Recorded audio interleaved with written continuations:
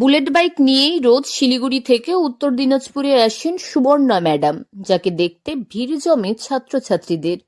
উত্তর দিনাজপুর জেলার চোপড়ার নলবাড়ি প্রাথমিক বিদ্যালয়ের এক শিক্ষিকার নজর কাড়া কাণ্ডে সকলেই হতবাক।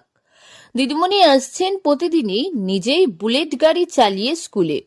যখন দিদিমণি আসেন স্কুলে বুলেট গাড়ি চালিয়ে আসেন, তখন দেখা যায় স্কুলে গেটের দিকে ছুটতে থাকে পড়ুয়ারা তখন বলেন আমাদের দিদিমণি এসে গিয়েছে।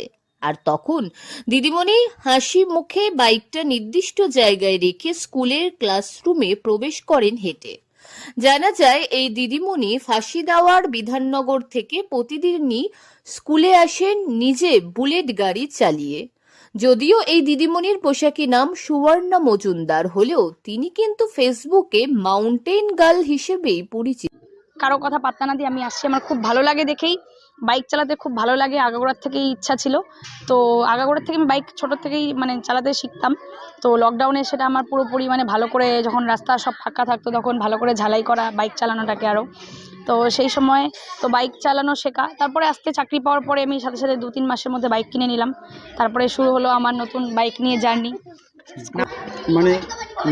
বলতে হচ্ছে যে অনেকেই তো যারা রয়েছে, মেয়েরা রয়েছে, হ্যাঁ, তারা কিন্তু বেশিরভাগই দেখা যায় যে তারা হয় টোটোতে আসছে না গাড়িতে আসছে। তাদের অনেকে ভয় পাচ্ছে যে বাইক, একটা আমি মেয়ে মানুষ, একটা বাইক, এত বড় বাইক সামনে চালিয়ে আসা যা হাইওয়ে করে, অনেকে ভয় পায়। সেটার দিকে কতটা আর কি? না, আমার আগাগোড়া থেকে কোনো কিছুতে ভয় বলতে সেরকম কোনো কিছু নেই। আমার যেটা ইচ্ছা, আমার একবার যদি মনে হয় আমি করব, করব। সে কারো বাধাতেও আমি কোনো কিছু না, নিজের ভয় তো আমার ছোটো থেকেই একটু কমই পাই যে কোনো কিছুতে। আর থাকলেও স্কুটি, হ্যাঁ, চাকরি পাওয়ার পর অনেকেই বলেছিল যে স্কুটি কেনে বা স্কুটি কেনো। বললাম না, আমার বাইকের শখ, আমি বাইকই কিনবো। তাতে যে যা বলুক, সমাজে তো কাউকে একটা উদ্যোগ তো নিতে হবে যে না, যে এই রীতি নিয়মটাকে ছেড়ে একটা যদি স্কুটি যদি ছেলেরা চালাতে পারে, স্কুটিটা তো মেয়েদের কথা মাথায় রেখে বের করা হয়েছিল, তো সেটা যদি ছেলেরা চালাতে পারে তো বাইক কেন মেয়েরা চালাতে পারে? জানা যায় এই দিদিমণি ইউটিউবে বিভিন্ন ধরনের রিলস প্রায়শই করে থাকেন, আর এর ফলে তার ইউটিউবের প্রায় 4 লক্ষ, ফেসবুকে 1,60,000 এবং ইনস্টাগ্রামে 60,000 ফলোয়ার্স রয়েছে। ছোটবেলা থেকেই সুবর্ণা একটু অন্য ধরনের প্রকৃতিতে মানুষ হয়েছেন। লেখাপড়ার পাশাপাশি গান, নাচ, ছবি আঁকাতেও সমান পারদর্শী তিনি। হবো বা কিছু, অত কিছু ভাবিনি আমি। যে ভেবেছিলাম যে আমি যে ঘুরতে এত ভালোবাসি সেটাকে ক্যাপচার করতে হবে আমাকে।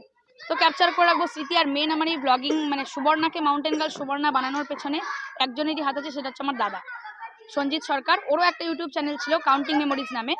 তো আজকে ওর হাত ধরেই আমার এই ইউটিউব জগতে আসা। যখন পড়াশোনা শেষ করে হয়ে যায় আমার, তখন আমার কোনো কিছু বাড়িতে ভালো লাগতো না। লকডাউনের সময় তখন বাড়িতে বসে থাকা, তো সেই সময় আমি কোথাও না কোথাও ডিপ্রেসড হয়ে যাই, ভালো লাগতো না কিছু। তখন দাদা বললো যে তুই ইউটিউব শুরু কর। বিএসসি পরীক্ষায় পাশ করে 2017 সালে ডিএলএড পাশ করেন তিনি। এরপর 2021 সালে প্রাথমিক শিক্ষক নিয়োগ পরীক্ষা দেন এবং সেখানেও পাশ করে 2024 সালে ফেব্রুয়ারি মাসে উত্তর দিনাজপুর জেলার নলবাড়ি প্রাথমিক বিদ্যালয়ে শিক্ষিকা হিসেবে যোগদান করেন সুবর্ণা।